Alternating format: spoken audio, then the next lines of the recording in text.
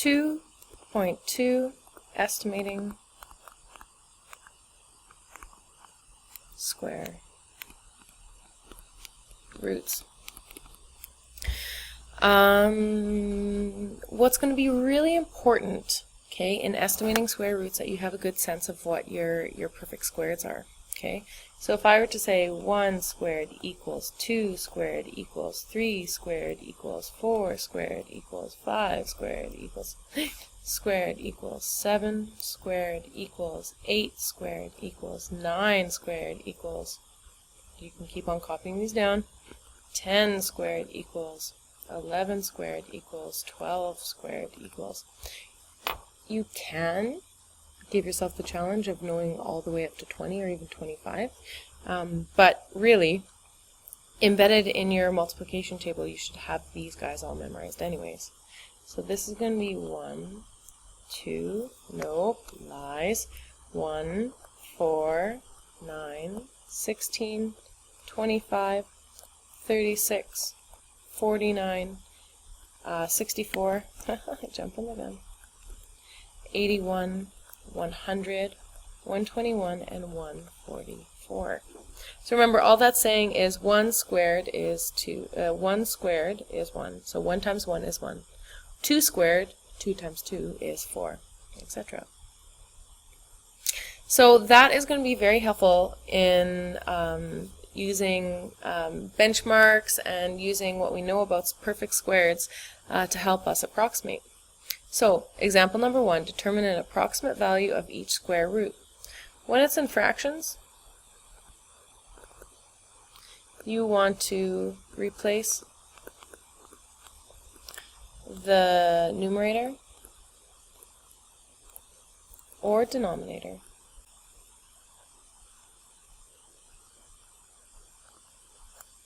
with a perfect square. You can also write this in your Q's column if you have space. So A, the square root of 1 over 35 equals approximately, so that's what this symbol means, equals approximately the square root of 1, which is a perfect square, over, now what's the perfect square that's closest to 35? Oh, 36. Which equals approximately, the square root of 1 is 1. The square root of 36 is 6. So the square root of 35 is approximately 1/6. Now we can't say equals because it doesn't equals, it's just an approximation. But we can go equals with a dot on top. What about B?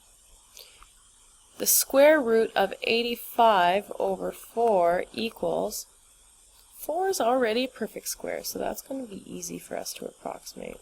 4. What is the perfect square that's closest to 85? Ah!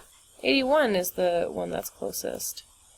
So we can say it equals approximately, we don't want to forget that dot, the square root of 81 over 4, which equals approximately 9 over 2, or I can write it as 4 1/2. The second example, use benchmarks to approximate the value of each square root, 82, 50, and, oh, I forgot my 0 here. Can you remember to write this in? 0.11. So basically what we want to do is we want to write the perfect square that's above and the perfect square that's below. So, A, we put 82 in the middle, square root of 82. That's bigger than and less than which one? So the square of 82 is bigger than the square root of 81, but it's less than the square root of 100. So that means the square root of 82 is greater than 9, because 81, the square root of 89 is 9, and it is less than 10. So it's somewhere in between 9 and 10. When we look at this this line up here, 81 and the square root of 81 and 100, 82 is closer to the square root of 81, which is 9, than it is to the square root of 100. So the square root of 82 equals approximately 9.1? 9.2? I'm going to say 9.1. Let's use our calculator to see. What is the square root of 82? 9.05. So if we were to round to one decimal, it would be 0.1. Let's use another example. So the square root of 50. Now there is no square root of 50, or there is no perfect square that is 50, so we have to use benchmarks. So the perfect square on either side. When I look at 50, I'm like, okay, so it's 49. The square root of 50 is between 49, and the one that's above it is 64. So that means the square root of 50 is somewhere between the square root of 49, which is 7, and the square root of 64, which is 8. Just looking at this, it is going to be 50 is closer to 49 than it is 64. So the square root of 50 equals approximately 7.1? Let's see. 50 square rooted is 7.07. Hey, if we round that to one decimal, that's good. And finally, let's do C. The square root of 0.11 is in between two perfect squares. The square root of 0.16, which is related to 16, and the square root of 0.09. Wait a minute.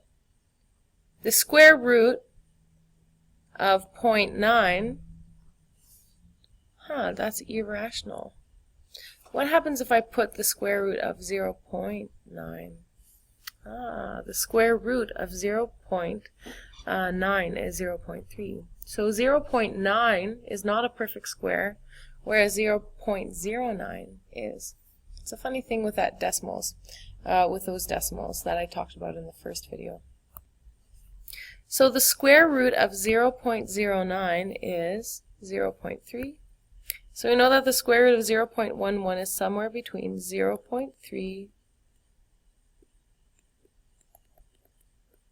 and 0.4, because the square root of 0.16 is 0.4. 0.9 is closer to 0.09 is closer to 0.11 than it is to 0.16. So that means that the square root of 0.11 is going to be closer to 0.3 than it is 0.4.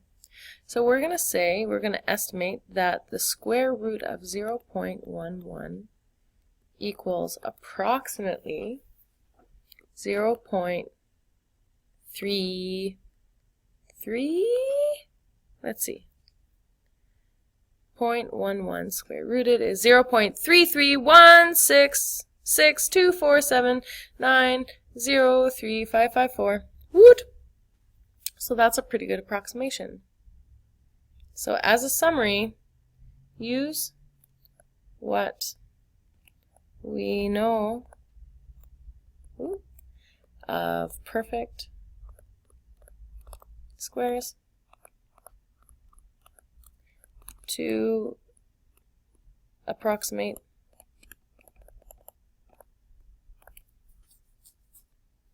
square roots.